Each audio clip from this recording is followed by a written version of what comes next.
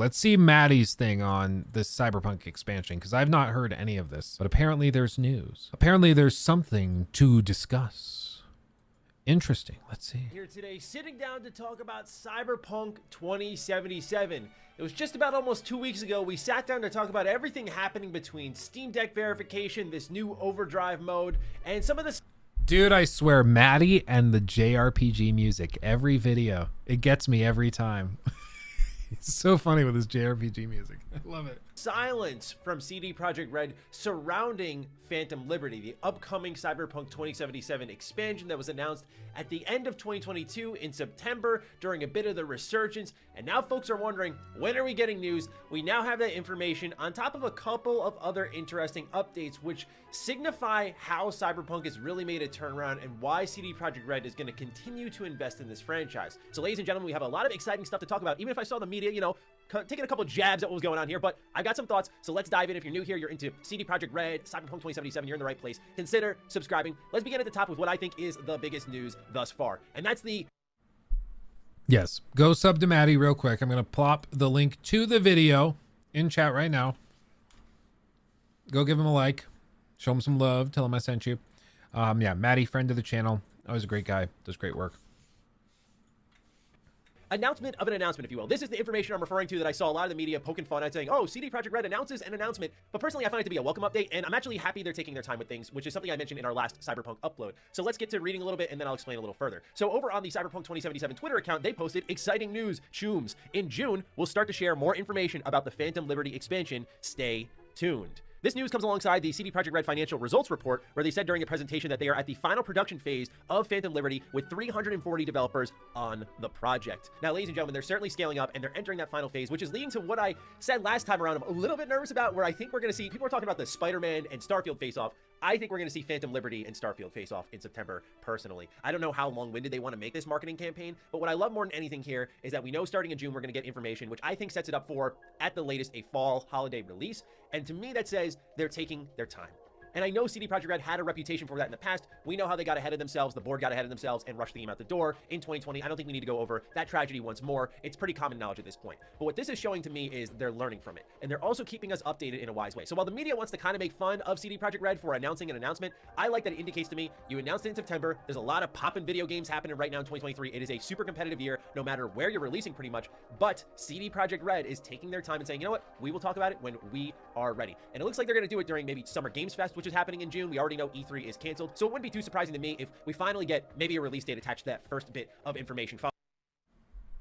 Dude, it's still so sad to hear E3 canceled. And not be a joke. Like, we were joking for a long time. Yeah, E3's canceled. Lol. Lol. But now it's true. And now I'm sad. So the question, like, with all this is going head to head. People get weird about it. People are like, oh, you're going to release Starfield at the same time that you're releasing Phantom Liberty and the same time that you're releasing this game and that game. I think it's fine to go head to head within a month. The question is just whether or not you can stand out in the media and if that even matters. Some games are big enough that it doesn't matter. Like, if they get zero press, they'll still do phenomenally well. Like, because the fans already know about it. Because, in the case of like Tears of the Kingdom, I think you're probably looking at a game that like is going to sell very, very well regardless, just like regardless of how many YouTubers are talking about it and streamers are playing it, just because it's like the one time people have the chance to play on their Switch again. So it's like, oh yeah, finally I can play it. I don't know if I don't see CD Projekt Red being worried about that. I don't think they're the type to be worried about it. Plus, I think they've said Phantom Liberty will be like 20 hours more, like 20 hours to 25 hours of gameplay. For a lot of people, it'll be one of the first times they've gone back to the game since 2020. So they're going to be going back to a game that is relatively fresh in their minds. A lot of people, I would expect, probably start fresh playthroughs. I might even do that myself. Just start from the beginning and go all the way through the DLC, because why not? Why not? By a red stream of some kind, sort of like what we get with every Cyberpunk 2077 patch. This one I'm super excited for because we already have seen that CD Projekt Red is investing the most they ever have into this expansion compared to anything they've done in the past, right? They're putting the biggest actors like Idris Elba and Keanu Reeves into it. They've even said themselves that this is the most they've spent on an expansion, which I think should indicate some sense of scale, but this is super exciting. So June is the month you should be looking for new Cyberpunk information. Up until then, I doubt we're going to get very little. A lot of today's information is coming from the quarterly earnings report, as I already showed you, where they're scaling up the production and bringing more members onto that Cyberpunk team. But otherwise, prepare for a drought. At least now we know when we're going to hear more, and I would again put my finger on the Summer Games Fest. But continuing on, we have more information that reaffirms why CD Projekt Red continues to invest in Cyberpunk. You see, after the spectacular launch, if you will, there was a real downward trajectory for the company. They had made a lot of money at the launch of the game, but they were supposed to make far, far more. Analysts were predicting some nutty numbers riding into the launch of the game. Now, obviously, following the bugs, glitches, delisting on PlayStation, and so on, it didn't necessarily go that way. And in 2021, we started to see Cyberpunk 2077 in the bargain bin for $5, for $10 at respective storefronts. They were just trying to get the game out to anybody. It really wasn't until, as most of us know, the next-gen update dropped that Cyberpunk started to have its 180. Then Edge Runners brought the attention to the series, and a lot of people gave it that second chance. Why is all of that lore, if you will, important? Well, we learned here through this chart that actually the revenue for Cyberpunk 2077 is higher in 2022 than it is in 2021. Now, is it significantly higher? No, but it's still a noteworthy bump. And you can see this in other CD Projekt Red games like The Witcher 3 and their expansions, where despite it coming out in 2015, in 2019 it got a bump that was higher than. It's just crazy. Like, look at that. The Witcher 3, millions of Polish zloty. The Witcher 3 at its peak with its expansions versus Cyberpunk's peak. Like, that's outrageous. Even in their worst month, worst year, 2021, they still were making some pretty good money. Probably like well over half, maybe even 2/3 of the revenue that they were bringing in from The Witcher 3 and their expansions in 2015. Just really shows you how freakishly huge Cyberpunk was. Even though it flopped technically, not technically though, but like in the eyes of the public, I think. But still, like, that's crazy, dude. It's why, like, somebody got mad at me the other day because I said, they were like, have you forgiven, or are you going to give CDPR a fresh chance with the expansion that they're dropping? And I was like, no, I'm going to be very skeptical of all of this. I'm not buying anything they're selling. You kidding me? No. This is ridiculous. Like, this was one of the most disgusting displays of corporate greed and rushing a game out to an audience that they knew would pay for it anyways that I can think of, other than like Fallout 76 as the close second. Like, it's outrageous. It's just ridiculous. And then you're going to come in and be like, oh, well, actually, you should give them a second chance because they really tried. No, give me a break. Dry up. I don't care. They sold this product to people. They knew it was a broken pile of garbage. They did it anyways, and they didn't care. If you're not okay with that, or if you are okay with that, fine. But I'm not. I'm going to stay upset about it, okay? I hope they win me over. I hope they release this expansion that's so good. I'm like, okay, you guys did it. You won me back. But I'm not going to just roll over and be like, oh, well, actually, whatever. It's not that big of a deal. It's a big deal. Should be to you as well. 2018 and 2020 was roughly the same. In fact, what's really cool about this is Cyberpunk 2077's renewed sales made 2022 CD Projekt Red's second best year ever. I find this to be incredible because it does show that single-player games don't need to storm out the gate in the traditional way with sales up front and diminishing returns over time. What it shows is the impact of TV, movies, and anime. And CD Projekt Red certainly has the secret sauce right now with Netflix. I was hoping that he would come in and be like anime. Like, he's the boy from New York, the white boy from New York. Yeah, it's important to like come in here and do this, and this. And TV's also important. Movies are important. And anime is also really important. I love it when people do it. Sean, thank you for another 2 gifteds. Thank you, my friend. Welcome, Moonspawn, to the sub club, and Leon for Jax. Welcome. Welcome, guys. You've made it. Because when you're here, you're family. They did so Unlimited with The Witcher on Netflix. We Thank saw you, Sean. that on The Witcher 3, where it had its highest player count multiple years after launch. And Cyberpunk 2077, its resurgence, while I thought the game was fantastic, is mostly What was that? people loving Edge Runners. Is that just me? And Cyberpunk 2077, its resurgence, while I thought the No, there's just a random fade to black in the middle of the video. Okay. I can't say a lot because I also have random bugs and stuff on stream. It's just funny. I thought I was having a stroke or something. My vision's going out. Oh no. Witcher 3, where it had its highest player count multiple years after launch, and Cyberpunk 2077, its resurgence, while I thought the game was fantastic, is mostly thanks to people loving Edge Runner so much, talking about Edge Runner so much, that they went, I want more of this, and went to the game and were surprised with all of the updates. It's a beautiful tragedy turned into something very nice, but also shows the long-term plan can pay off with single-player games, and that you can win back an audience. I think part of that does stem from the fact that a lot of people still believe in CD Projekt Red. They have made consistently incredible games, and in fairness, in the spirit of forgiveness, Cyberpunk 2077 was their sole mistake, if you will. And even that, I felt, was pretty dang good. But I know some... Yeah. This was something that I disagreed with Matty on, specifically when we did that collaboration video and talked about Starfield. And for me, my perspective is they knew the game was a broken pile of garbage. They released it anyways, and they didn't care.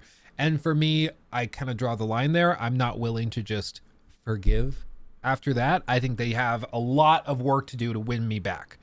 You know, I'm not just going to roll over after they do something to screw me over and be like, oh, well, it was a happy mistake. And, you know, you've done a lot of other good stuff too. It's like, no, screw you. You knew what you're doing. If a good friend of mine from college or high school, like, stole my wallet and then spent the money in it and then gave it back and was like, you know what, let's just go back to the way things were. This was my one mistake after years of friendship and years of us not having problems. Just chill out. Let's just go back to the way things were. You'd be like, no, screw you, dude. You just stole my wallet. Like, if you want to win my trust back, you're going to have to work for it. Like, you don't get to just get my trust. You're not entitled to it.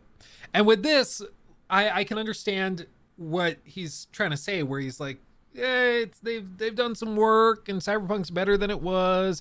And they've only done one really bad thing with Cyberpunk. Witcher 3 was pretty good, so they only made one big oopsie. And when we talked about this, he was saying he was excited about Starfield because Bethesda's made a lot of good games, and he's willing to kind of give them the benefit of the doubt that this time it'll be different. And for me, the skeptic that I am, I'm just not willing to do that. And maybe you know what? Let's do a poll. Rocky, can you run a poll real quick? I want to run a poll specifically on whether or not you should give companies like Bethesda and like CDPR the benefit of the doubt after they've made these big oopsies. Because to me, I don't think you should. I don't think you can. And I think if you do that, then you're going to set yourself up for some major disappointment. And it's going to be a big oopsie poopsie. This is specifically about whether or not you're going to like basically trust what they're telling you and go with it, or if you're not going to buy it until there's more evidence, until you see the reviews, until you hear what your favorite YouTubers or streamers say. This is all tied up into that. For me, I would vote no, they should not be given the benefit of the doubt because they have to earn that back after they lost that trust. For me, they lost the trust, so they don't get that benefit of the doubt anymore until they have earned it back, which is something that it's going to take a lot. For me, for Bethesda, it'll take more to win me back than CDPR, because he's right. CDPR made one big oopsie, and that it was a big oopsie, but they've only done one really bad thing, and then they've done a lot of work to try and fix it. With Bethesda, they've released broken game after broken game, and then Fallout 76 came out, which was horrendous, and then they doubled down on all of it for like a year and a half, 2 years, with every other merch product being a pile of garbage and also sort of a scam where they were telling you, yeah, it's a glass, like frosted glass rum bottle, and then it ends up just being plastic around a regular beer bottle. Like it was a joke. Or the canvas bag debacle and all of that stuff. So for Bethesda, it's going to take more to win me over than CDPR, but I mean, for this, yeah. Okay. So 58 or 56% of you are saying no. 38 are saying maybe. Those of you who said maybe, I want to know how many of you are like what that means. What is the maybe? What would make it so they would get the benefit of the doubt? Like, what is the thing they have to do to win your trust, to get it so you would give them the benefit of the doubt. If you give it to CDPR, why aren't you giving it to BGS? Or maybe you're giving it to both, in which case, why are you giving them the benefit of the doubt? What do they get? What is the key? Only if their leadership actually changed. If it's the same people in charge, it's just PR talk because they did what they intended. Okay, so if maybe the executives, the game directors and stuff have changed, in that case, I think both of them, you couldn't give them the benefit of the doubt because ZeniMax was sold to Xbox, but ZeniMax is still a thing. Bethesda Softworks is still a thing. BGS management is still a thing. None of that's changed as far as we can tell. So for BGS, it wouldn't have changed. And for CDPR, nothing has changed. It's the same company, basically. So I don't think that would work for at least these. CDPR fixed their game, and now we all love it, I think. So def get a pass. So if you make a big oopsie and kind of scam your customers and your fans, if they remedy it, if they fix it and make amends, then they get the benefit of the doubt again. I could see that. That one makes more sense to me. I'm still a little iffy because I think, who decides that it's been fixed? For Fallout 76, I mean, I think that one you could probably argue has been fixed, or at least is way better than it was at launch. But for me, it still just seems odd that we're going to have companies that do horrible stuff and then they fix it after the fact. And then we're like, okay, we're good. That gets weird for me. That gets weird for me. Yeah, it does seem odd. Well, and I guess it depends on what you mean by benefit of the doubt. If you're saying that then you're going to pre-order their next game because you really loved the other games that they've made. Let's just say hypothetically that the next Armored Core game, it releases a broken, buggy disaster. It's just a horrible, horrible release, and From Software gets a ton of crap for it, and it's a nightmare. And then they come out with Elden Ring 2. A lot of people would probably give them the benefit of the doubt, if we're being honest.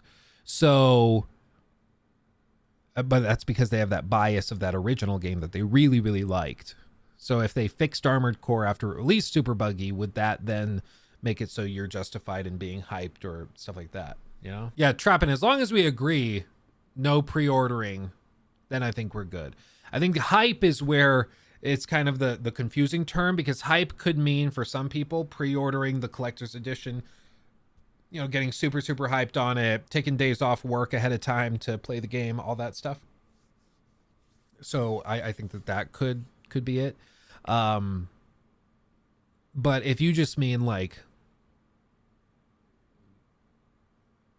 guess it just depends on what you mean by benefit of the doubt individually. I think that's the key. To me, CDPR released such a magnificent game with The Witcher 3. Then with Cyberpunk, it felt like they rushed it out because they made promises they couldn't keep. I'd be willing to give them the benefit of the doubt if they didn't hold so much back and are more honest with their next releases. That's the tricky thing, is that you don't really know if they're being honest or if they're holding stuff back or if they're not over-promising until the game comes out. We didn't know that CDPR was lying about what was in the game, or at least was not being clear about what was in the game and what had been cut, until the game came out and we saw what had been cut.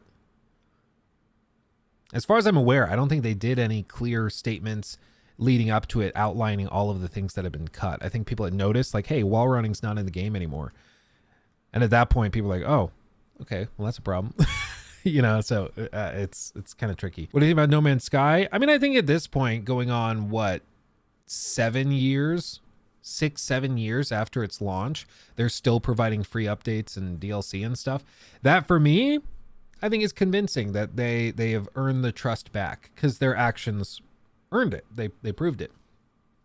And with CDPR, the work they've done to make Cyberpunk more stable definitely makes me more willing to forgive them than a BGS, because a BGS for a year or two, they doubled down on the garbage that was Fallout 76. And just when you thought that it couldn't get worse, they came out with Fallout First, $100 a year subscription service for the game that was still pretty broken. They just managed to find a way that made it worse. From Software doesn't have a history of in-game transactions trying to get more money from the customer. I agree. I agree. No, what we were saying there in that example is I was bringing up Armored Core specifically because Armored Core is coming from Software, and they're a company that has a great history, a great track record. So if a company with a great track record came out and made a big oopsie and released Armored Core just totally broken, it was horrible. It was like The Last of Us on PC, but all of the versions, it was just garbage. Just didn't run, it was broken. What would it take for them to win back the trust for Elden Ring 2? Like, to get people hyped and excited to the point where people are going to be pre-ordering it, getting the collector's edition, blah, blah, blah, blah, blah. Because I know a lot of us might be like, oh, we're not going to pre-order. But let's be real. The moment a game starts to get hyped, all of that goes out the window. People start to pre-order, people start to pre-download because they get excited, they take time off work. It's a thing. I pre-ordered RE4 because the review embargo lifted 1 week prior to launch with universal praise, and every RE Engine game launched in great state. Well, exactly, Stony. So at that point, your confidence level reached so high that you were very, very confident this game was not only going to be good, but it also was going to live up to your expectations. And at that point, it's a green light, and honestly, like, if a game's reviews come out a week beforehand and then you pre-order it because you've seen, and again, your confidence has risen to that level, I think that that's totally fair. I think it's totally fair to pre-order at that point because you've waited for the reviews, you've heard what people you trust have said, and then you're good. That rarely causes problems. The only time it causes problems is like with, in some cases, the Cyberpunk 2077 thing, where some creators and influencers, streamers and reviewers got access to the game and still continued to hype it up even after that point, calling it a game of my dreams and stuff like that. And, we won't name any names specifically, but I'm sure you know who I'm talking about. And for that, that's where I have a problem, because those people irresponsibly hyped the game up even after that point, to the point where people then pre-ordered it and ended up wasting their money and buying a broken pile of garbage because they just trusted what some person told them, right? Then you get into an oopsie.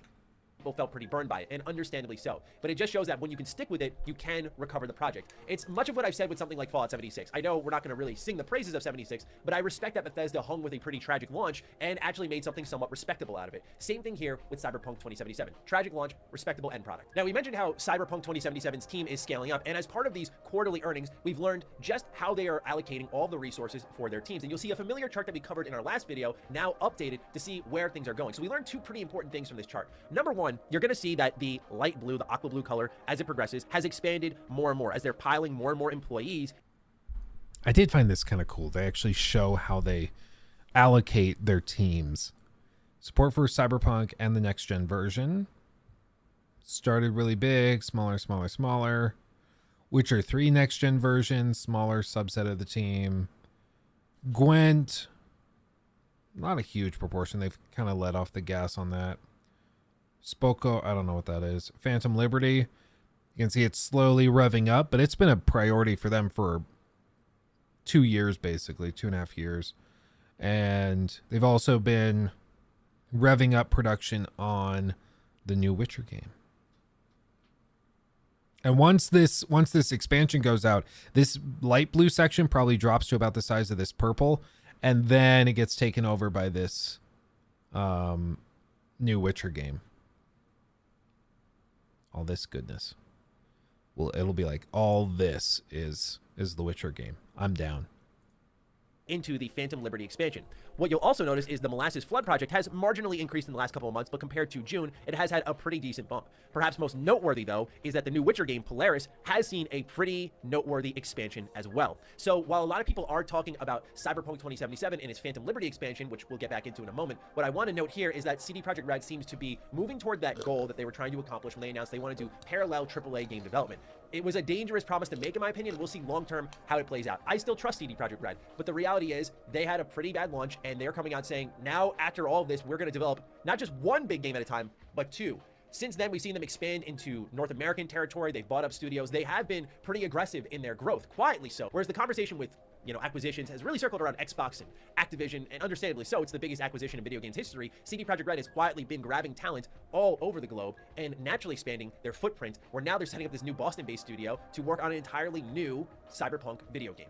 So when you look at all of that, combined with Polaris expanding, it looks like they are achieving their goal of parallel AAA game development. What does this mean? Hopefully it means that neither fan base is starving. I always find myself making these Bethesda parallels with CD Projekt Red. This may be a sign of some kind, but one thing that I wish Bethesda Game Studios did, as a team that, of course, works very hard and has a lot of attractive IP, is try to strike a balance of, instead of one project at a time, they did look more into that parallel AAA development. As a huge fan of both Fallout and Elder Scrolls, and possibly even Starfield now, we're going to have a pretty big problem if Starfield's a banger, right? Where we're going to try to figure out, okay, why do I have to wait another decade to get a new Starfield game? It becomes tough. So I like that CD Projekt Red has noted that there has been a wait for The Witcher, right? The last true entry we got was in 2015, but I think that's a soft number because you got to think of the big expansions we got afterwards, the next gen updates, the re-releases, the Netflix show. Like, the IP has been extremely active. But if we're talking mainline release, a new Witcher, Another random fade to black. What is happening? next gen updates, the re-releases, the Netflix show, like, the IP has been extremely active. But if we're talking mainline release, a new Witcher experience, it's been a while. But now they have the remake A double fade.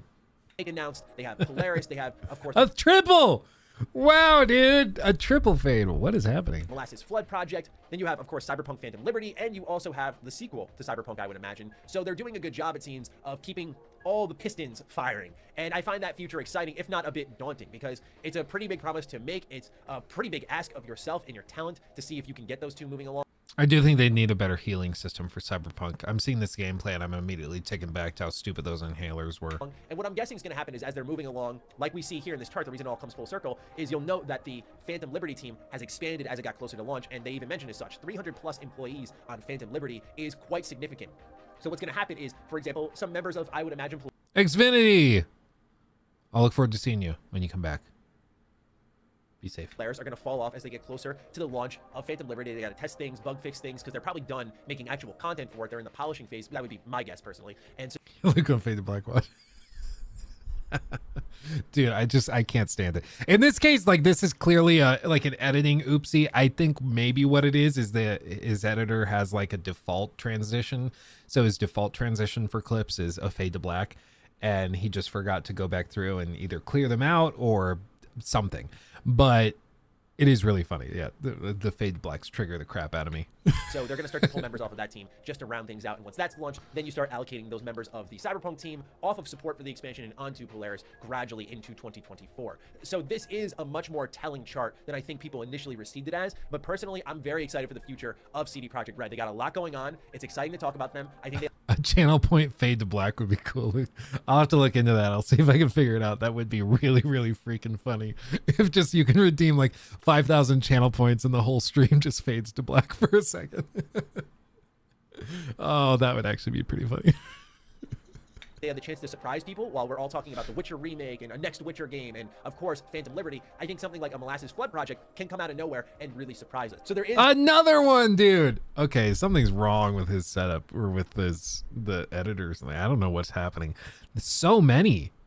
a lot to be excited about here, but back to square one, the main focal point of this video. Cyberpunk 2077 Phantom Liberty getting a lot of focus. It's gearing up for more information in June. We'll probably get a nice gameplay dump, a red stream, and I would imagine a release date. My guess is September. I don't think they want to keep it too long-winded, and I think the idea of saying, hey, this thing you're excited for is coming in 3 months when it's an expansion works a lot more than your traditional, we'll say 5 to 6 month marketing cycle nowadays, where they launch sometime in November. What I will say is that November release date could be possible, December release date could be possible if Cyberpunk does need a bit of a delay. And I think for a lot of folks, that would be super encouraging if they saw them delayed. It would truly mark a turning point for the company in a very strategic manner, where I would almost argue a delay, even if not necessary. My conspiracy theory side of my brain is saying that would really benefit them optically speaking. So I don't know, but they also delayed the crap out of Cyberpunk too. You know, like they didn't just like waltz in and like, how many delays did it get? Hold on. How many delays did Cyberpunk 2077 have? It was announced in 2012.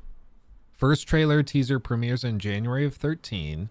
First release date was set April 16th of 20. And they said it was coming April 16th of 2020. Yes. And then they delayed it to September 17th. Like, I get the sentiment like, oh, now they're going to take their time. But for me, that it doesn't actually say anything because we don't know what the state is. I think, honestly, if they just did more to like publicly announce, hey, we're going to get it in the hands of creators, influencers, and reviewers and media. And we're going to get it in their hands a month before.